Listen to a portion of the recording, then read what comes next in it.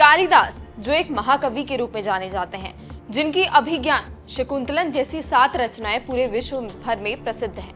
लेकिन क्या आप जानते हैं कालिदास मूर्ख से इतने विद्वान कैसे बन गए कि इतिहास के पन्नों में उनका नाम आज भी दर्ज है?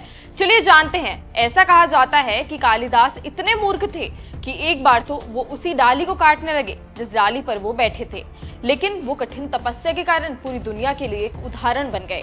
जी हाँ, कालिदास हमेशा से ही माँ काली के बहुत बड़े भक्त थे। वहीं राजकुमारी विद्योत्मा भी बहुत गुणवान और बहुत ज्यादा रूपवान थी, लेकिन उनके पिता को यही चिंता रहती थी कि विद्योत्मा को उनके जैसा रूपवान और गुणवान वर कैसे मिलेगा। वहीं राजकुमारी को भी अपने ज्ञान का बहुत घमंड था और उन्होंने माता पिता के सामने एक शर्त रखी कि जो भी पुरुष हमें शास्त्रार्थ में हराएगा वही मेरे योग्य कहलाएगा। इसके बाद कालिदास विद्योत्मा के साथ शास्त्रार्थ करने बैठे। इसके बाद विदुषी जो शास्त्रार्थ में हार चुके थे, उन्होंने धोखे से कालिदास और राजकुमारी का विवाह करवा दिया। लेकिन जब कालिदास के मूर्ख होने की बात राजकुमारी को पता चली तो उन्होंने कालिदास को घर से बाहर निकाल दिया। जिसके बाद कालिदास ने माँ काली की कठिन तपस्या की और माँ काली ने उनकी तपस्या से खुश होकर कालिदास को विद्वान पंडित बनने का वरदान दिया।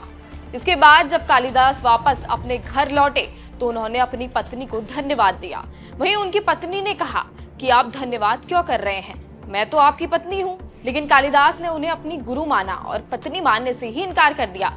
इस बात से दुखी होकर उनकी पत्नी ने श्राप दे दिया कि तुम्हारी मृत्यु एक नारी के हाथों से होगी।